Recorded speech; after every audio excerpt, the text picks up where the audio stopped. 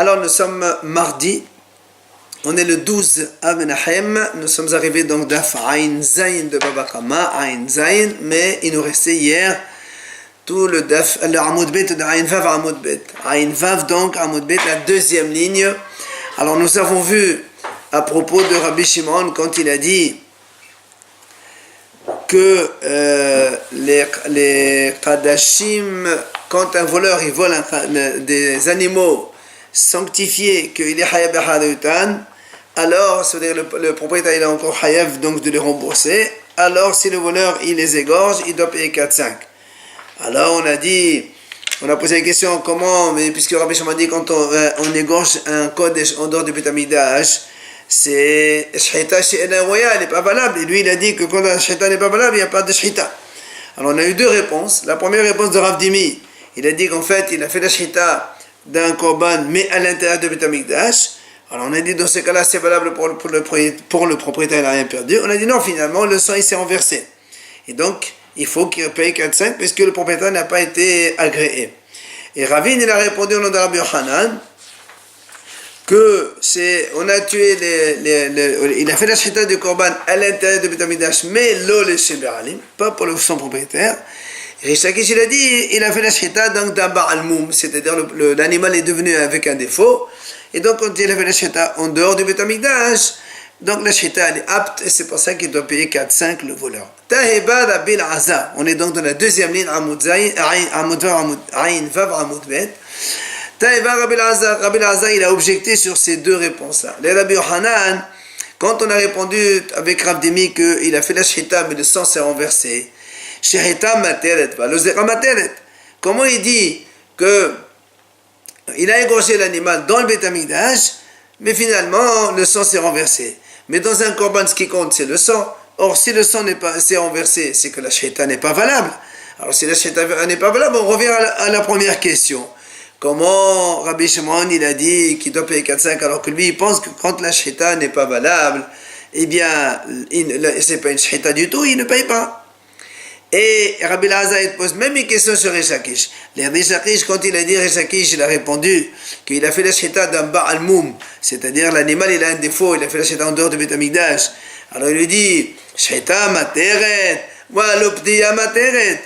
Il dit, mais c'est parce que shchita, quand même un animal il a un défaut, il faut le racheter contre un autre. Tant qu'on n'a pas racheté, l'animal n'est pas valable et donc la shchita n'est pas valable. Alors comment ça se fait qu'on répond de cette façon? Alors la Gemara répond, Eshtametete ha de Rabbi Shimon. Rabbi Azar qui a posé ces deux questions, en fait, il a oublié ce que Rabbi Shimon a déjà enseigné. Rabbi Shimon il a dit, Kol ha'omed lezor kezaruq dame, v'chol ha'omed lefdot.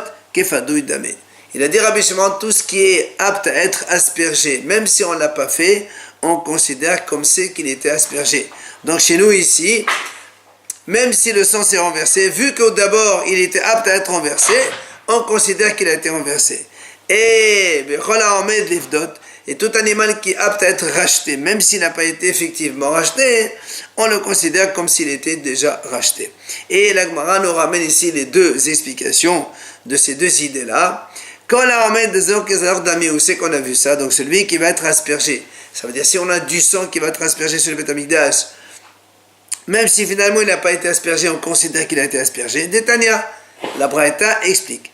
Rabbi Shimon dit, Yesh notan shehu metame tum'at ochalin, v'yesh notan she'eno metame tum'at ochalin.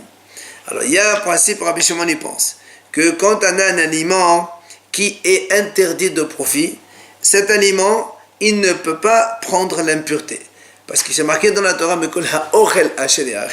tout aliment qui se mange, selon Rabbi Shimon, seuls les aliments consommables prennent l'impureté.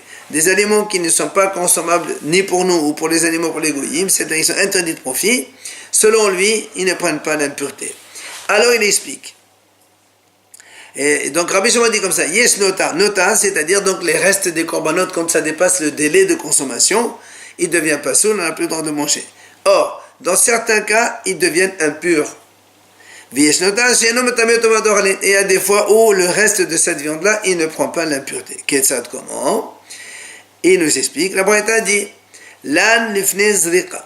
si on a fait la shrita d'un korban, et avant d'asperger le sang dans le Beit Hamikdash, donc de finir le korban, on a laissé passer l'animal au-delà, donc la viande au-delà du temps réglementaire. Dans ces cas-là, la viande ne prend pas l'impureté. Pourquoi? Parce qu'elle n'a jamais été permise à la consommation. Tout animal, quand on fait la shrita, on ne fait pas la srika, tant qu'on n'a pas aspergé le sang dans le mezbeah, l'animal n'est pas encore apte, et comme après il a passé le délai de consommation, alors il est devenu interdit de consommation et de profit, et donc, selon Rabbi Shimon, il ne prend pas d'impureté.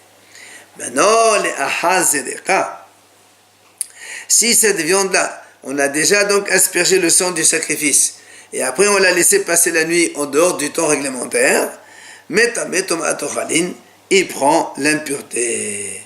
Et là-bas, la dit là-bas on a établi qu'est-ce que ça veut dire avant l'aspersion? Ça veut dire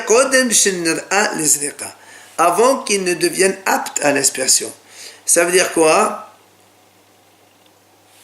La Gemara va expliquer tout de suite après. Et quand on a dit après l'aspersion, après qu'il était apte à être aspergé, même s'il n'a pas été aspergé, et la Gemara explique maintenant. Quand il a passé la nuit avant qu'il ne soit apte à l'aspersion, c'est quoi ce cas-là? Il dit, par exemple,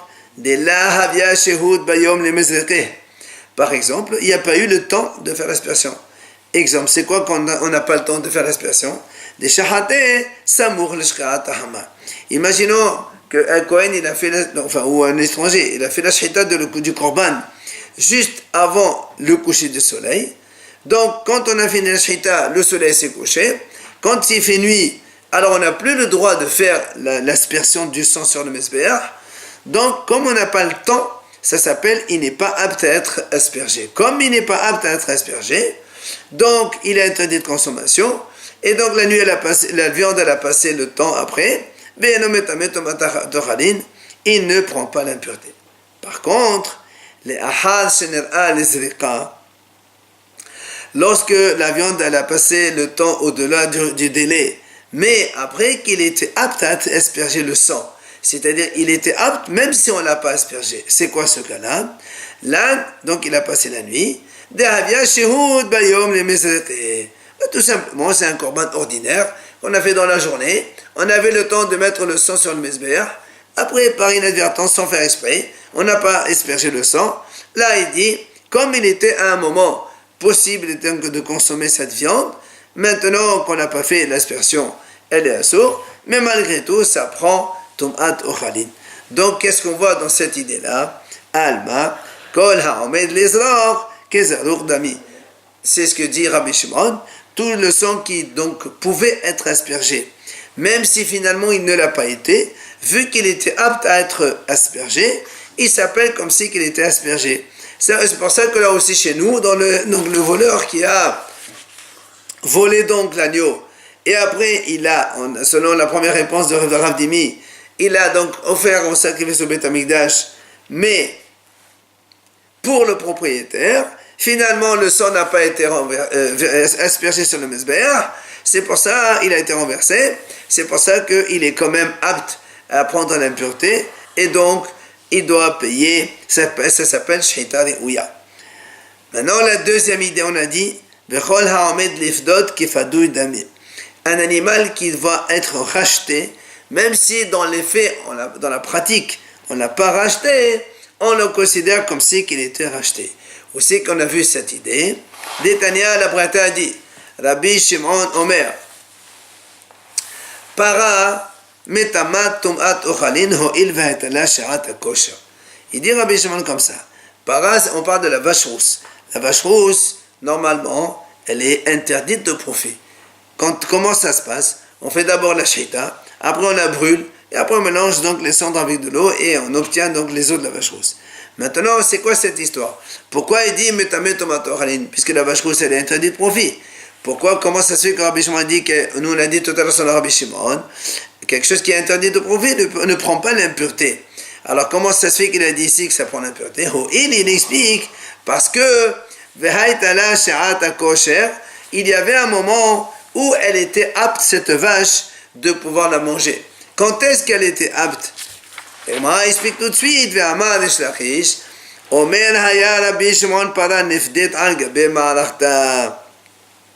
parce que Rabbi Shimon il explique comme ça, selon Rish Lakish, selon Rabbi Shimon il dit comme ça, si on a fait la shchita de la vache rousse, et après, on a décidé, par exemple, on a trouvé une meilleure vache, alors, il dit Rabbi Shimon, on a le droit de changer l'une contre l'autre. Donc, comme on a le droit de la racheter pour l'autre, même si on ne l'a pas fait réellement, alors la vache, elle est considérée comme rachetée. C'est pour ça que Rabbi Shimon dit, Alma, Kol ha'omed livdot kifadouy dameh.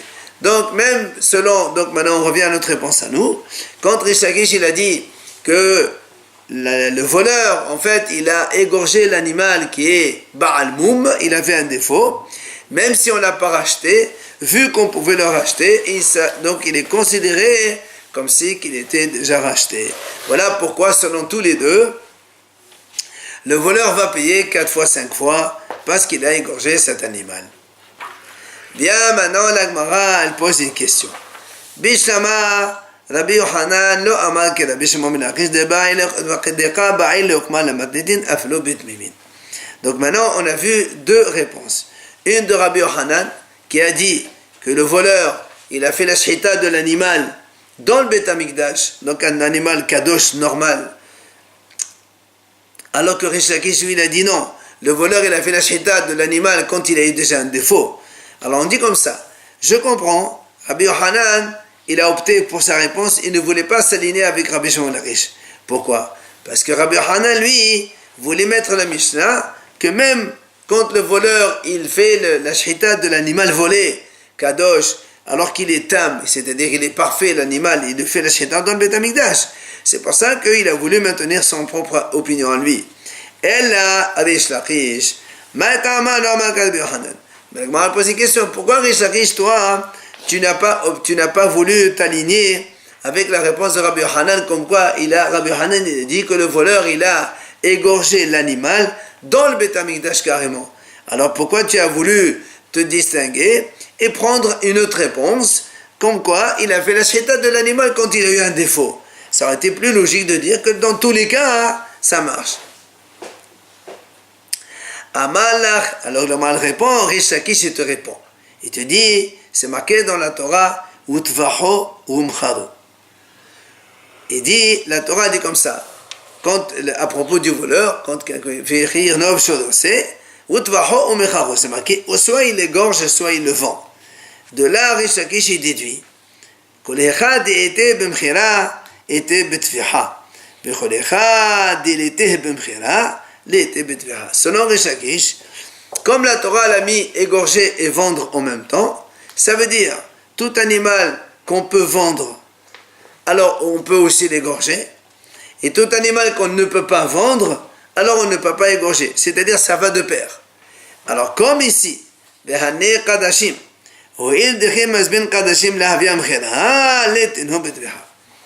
or, Rish Lakish dit, ici, étant donné qu'il a volé un animal kadosh, or quand on vole un animal kadosh, on ne peut pas le vendre. Oui? Alors si on ne peut pas le vendre, selon Rish Lakish, on ne peut pas non plus faire la shchita. Donc, c'est pour ça que Rish Lakish, il a voulu dire que notre cas à nous dans la Mishnah de Rabbi Shimon, il s'agit d'un cas d'un animal qui a un défaut. Et quand un animal il a un défaut, alors là, on peut le vendre, et c'est pour ça qu'il a voulu donc ne pas s'aligner avec la réponse de Rabbi Yochanan. Voilà donc pourquoi Rish Lakish, il a répondu de cette façon. Et la Gemara dit, et tous les deux, Rish Lakish et Rabbi Yochanan, ils vont selon leur raison. C'est quoi leur raison? C'est marqué comme ça. Hamocher terefa. Si donc un voleur, il vend un animal qui est taref, c'est-à-dire un animal, il a volé un animal, mais l'animal il est taref, par exemple, donc il est amputé au-dessus du genou. Les devraient Rabbi Shimon. Selon Rabbi Shimon, que lui, Rabbi Shimon, il a dit, celui qui fait la shchita d'un animal taref, c'est pas valable parce que la shchita, elle n'est pas apte, vu qu'on ne peut pas manger l'animal. Et donc, le voleur qui vend ça, il n'est pas considéré comme avoir vendu. Donc selon Rabbi Shimon, Rabbi Yohanan Amar Hayav.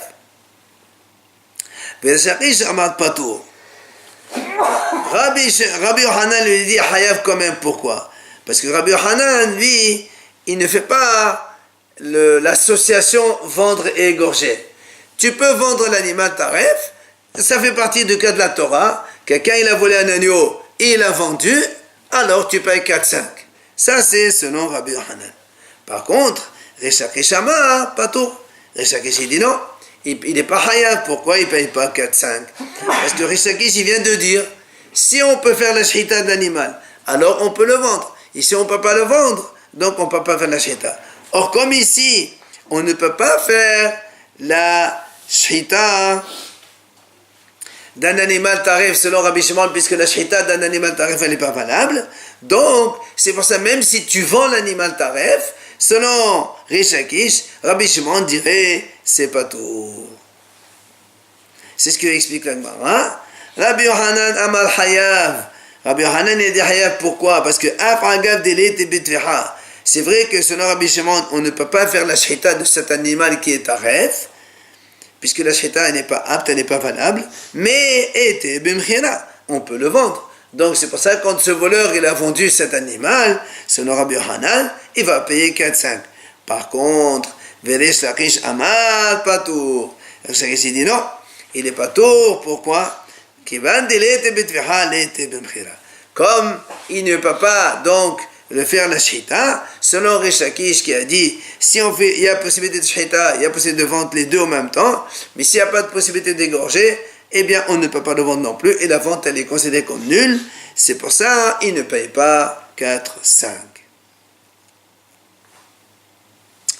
Et TV Rabbi Yohanan et Rabbi Shimon ben Lakish. Via Rabbi Yohanan, il objecte contre Resh Lakish. Il lui a dit, il y a une braïta qui dit, Ganav Kil'aïm. Si un voleur il vole un animal Kil'aïm. C'est quoi Kil'aïm? Par exemple, un animal qui est né d'une brebis avec un chevreau.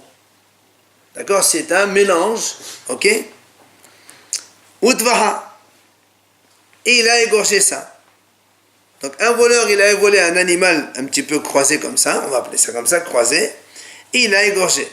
Ou bien, autre chose, la braïta a dit, deuxième possibilité, Telefa Umhala. Si quelqu'un, il a volé, un voleur, il a volé un animal taref, comme on a dit tout à l'heure, et il l'a vendu. La braïta a dit, Mishalem Tashema Ba'ava Hamisha. Il paye 4-5. Alors, la Gemara dit, Rabbi Yohanan, il objecte comme ça, il dit, Maï, là où Rabbi Shimon hi, n'est-ce pas que l'auteur de cette braïta, c'est Rabbi Shimon? Et donc, tu vois bien que quoi? Mais tu vois bien que qu'est-ce qu'il a dit dans la braïta? S'il a vendu un animal taref, il paye 4-5. Pourtant, on ne peut pas faire la shrita de l'animal taref. Et quand même, même s'il a vendu, eh bien, il paye 4-5. Ah, tu vois bien donc que tu n'as pas raison, Resh Lakish. C'est l'objection de Rabbi Yohanan.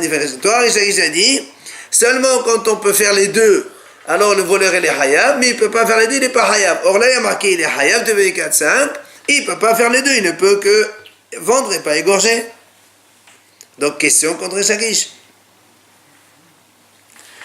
Amalé, il lui répond, Resh Lakish, là, non, toi tu m'as dit que la braïta c'est Rabbi Shimon, c'est pas Rabbi Shimon. La banane, c'est les Hachamim qui pensent comme ça. Ça c'est l'auteur, c'est Hachamim. On ne parle pas ici de Rabbi Shimon du tout. Alors il lui dit, et la banane, si c'est Hachamim, Tenefa, Bimchera et Tabizvihalita. Pourquoi dans la braïta, si c'est vraiment les Hachamim, pourquoi dans la braïta on a utilisé pour qu'il aille égorger? Et pour le taref, vendre. On aurait dû dire les deux, vendre ou les deux égorger. Puisque les Hachamim ils disent, même égorger ça marche. Hachamim ils n'ont pas comme Rabbi Shimon il a dit que quand on égorge un animal et la viande n'est pas valable, la shrita n'est pas valable. Hachamim n'ont jamais dit ça. Ve'elama, la Gemara dit très bien. Rabbi Shimon lui dit, alors Rabbi Hanan lui dit, Rish Lakish, il objecte à Rabbi Hanan. Il a quoi? Rabbi Shimon, toi tu dis que la Braïta c'est Rabbi Shimon. Qu'il aime Betveha Ita Bemchira, l'Ita. Est-ce que qu'il aime? Alors pourquoi dans la Braïta, selon toi, pourquoi on a utilisé qu'il aime Betveha, c'est-à-dire il a égorgé le qu'il aime? Il aurait pu dire aussi vendre le qu'il aime. Et là, tu vois bien, Tana Tveha Ve'adin Bemchira. Si la Braïta a dit qu'il a volé qu'il aime, il a égorgé, ça veut dire égorger ou vendre, c'est pareil pour lui. Alors moi aussi je te dis, moi aussi je te dis, même si on a employé que seulement vendre dans la tréfa, mais en vérité on parle aussi qu'on peut aussi lui faire la shrita. Et donc tu vois bien que c'est Rabbi Shimon.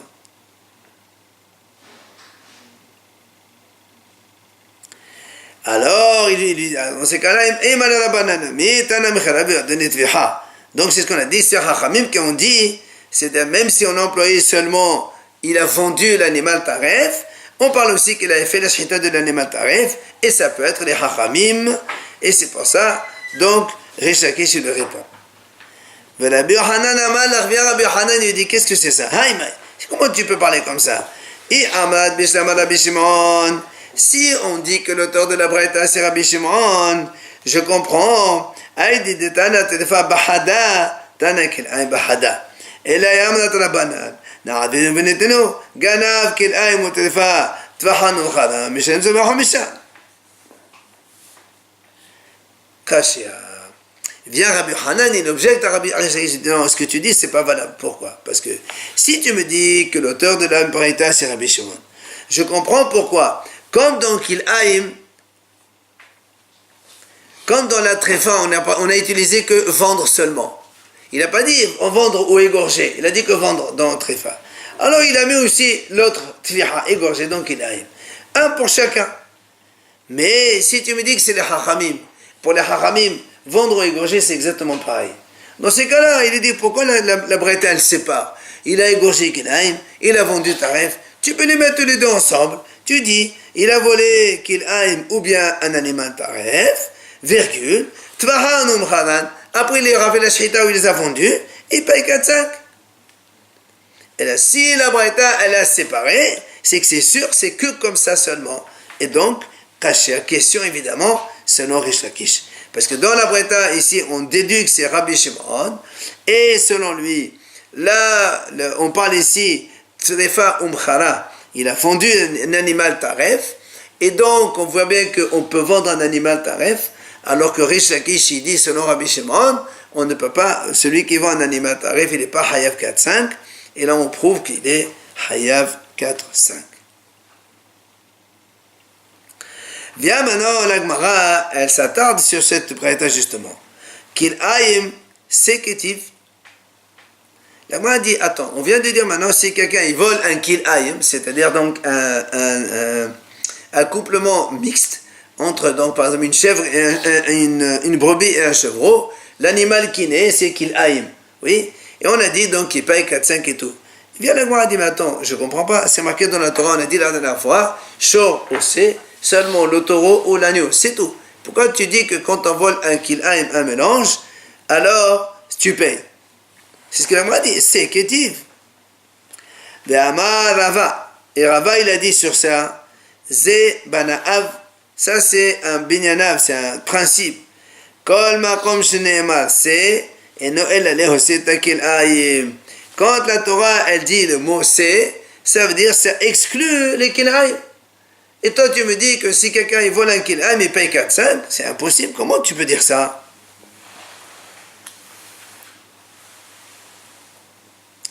Viens, la Gemara répond.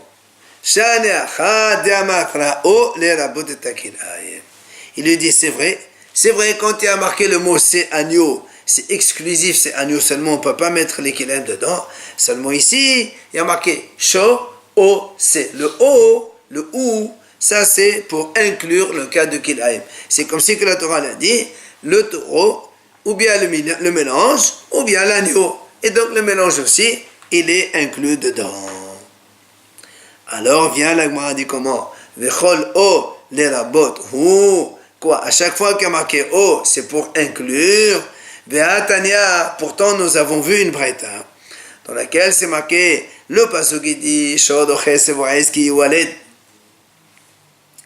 À propos de la Torah, quand elle parle des korbanot, un taureau ou un agneau qui naît, ou un chevreau, comme ça c'est marqué. Et la Gemara là-bas elle dit Prat lekel ayn. Tu vois bien que la Torah dit Shod o chesev. La Torah dit comme ça un taureau ou un agneau, si on veut l'amener en korban. Et la Braïta dit là-bas, les marqués O, le O, c'est pour exclure qu'il aille. Et en plus, comme il y a marqué là-bas Oez, encore un autre O, Prat le nidma, c'est pour exclure nidma, c'est-à-dire qu'un animal qui sort, par exemple une chèvre et un chevreau, donc un couple normal, il naît un animal qui n'est pas comme ses parents. Il a une autre tête. Par exemple, il dit là moi ici, s'il y a une brebis avec un bélier, donc c'est normal, et il sort un chevreau. Alors donc ça c'est nidma. Et donc ce cas-là, la Torah nous dit, tu vois bien qu'ici il y a marqué O 2 fois, et les 2 fois O c'est pour exclure. Alors comment toi tu me dis ici O c'est pour inclure? Amar Rabba, vient Rabba il répond. Hacha me'inyaneh dekra. La Gemara dit c'est pas du tout la même chose. Il y a des fois où le O c'est pour inclure et il y a des fois le O c'est pour exclure. Tout dépend du sujet dans lequel on se trouve. Et la Gemara l'explique. Ici au sujet du vol, dirtiv shod osé. Quand la Torah dit comme ça, si un homme il vole un taureau ou il vole un agneau,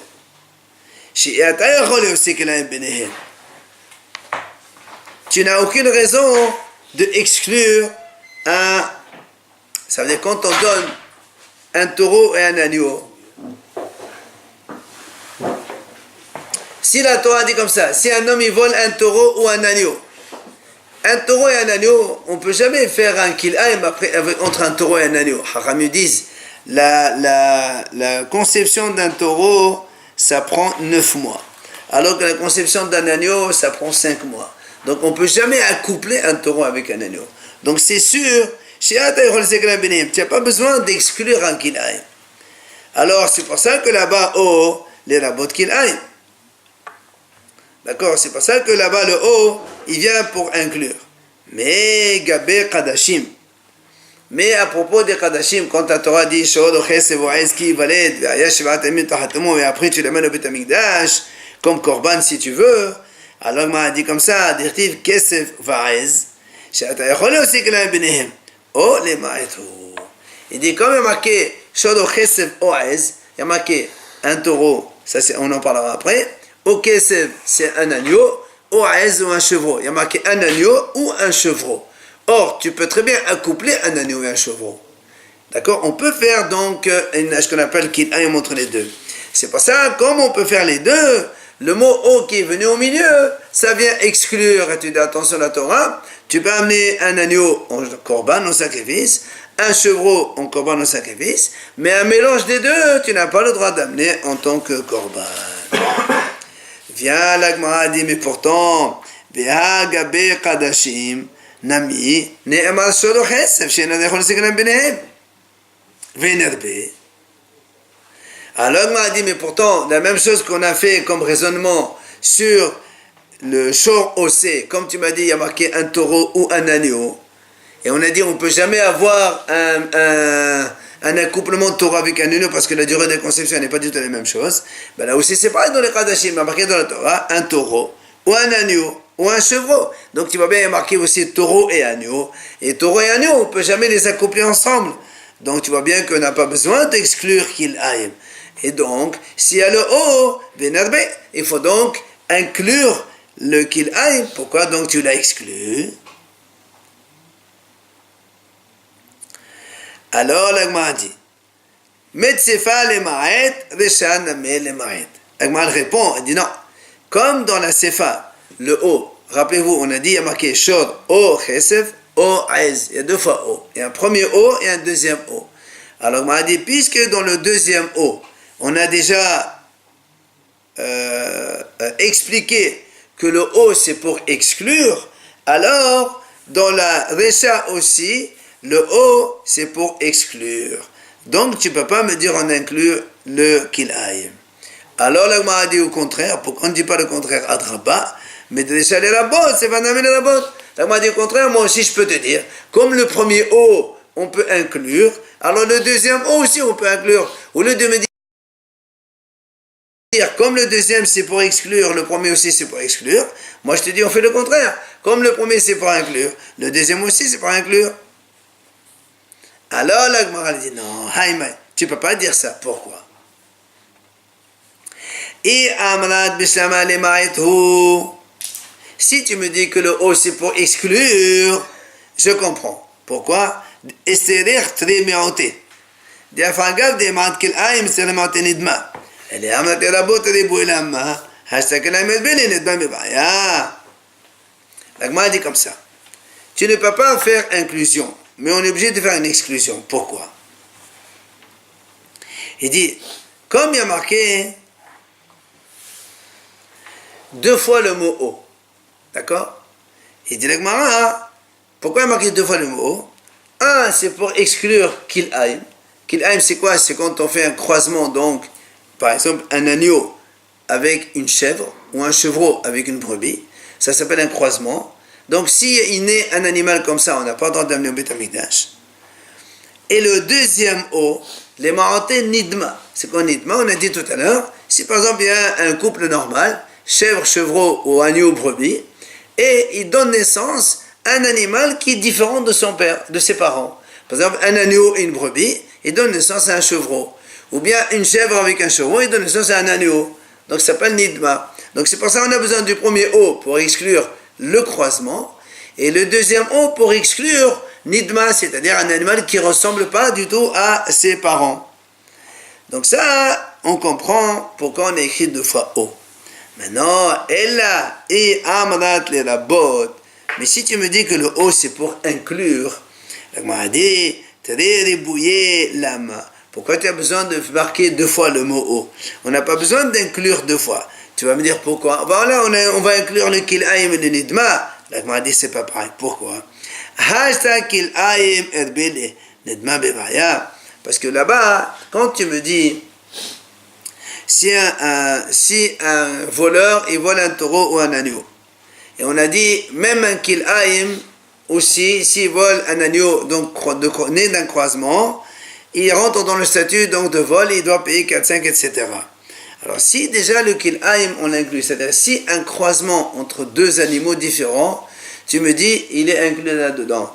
Nidma a fortiori, c'est-à-dire si entre un taureau et un agneau, imaginons entre un taureau et un agneau, il naît un enfant, un animal. Donc c'est un croisement. Pourtant ce n'est pas un taureau exclusif, ce n'est pas un agneau exclusif, c'est un peu les deux. Et toi tu me dis voilà, tu sais, si quelqu'un il vole une espèce pareille, alors on lui fait appliquer la même chose que le statut de vol. Il paye 4 fois, 5 fois comme tout le monde. Alors moi je te dis, alors a fortiori, si maintenant tu prends pas un taureau, tu prends un agneau avec une chèvre, les petits les ovins entre eux, ou bien un agneau avec une brebis, donc c'est un couple normal, ou une chèvre avec un chevreau, là encore c'est un couple normal. Et il sort un animal avec une tête bizarre, un chevreau, ou bien pour l'agneau et la brebis il sort un chevreau, et pour la chèvre et le chevreau il sort un agneau.